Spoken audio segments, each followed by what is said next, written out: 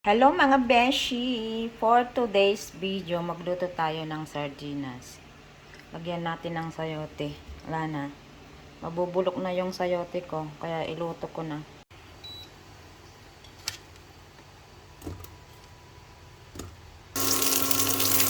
So, diba ang daming sibuyas?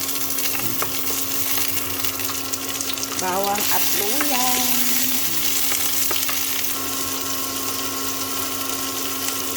Ito na yung sardines. Yan, dami.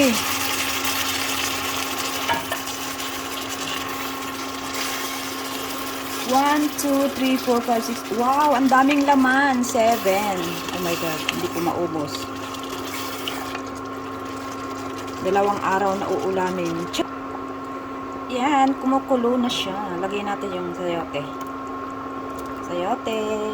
Walang sayote, walang papaya. Sayote na lang. O, diba ang sarap?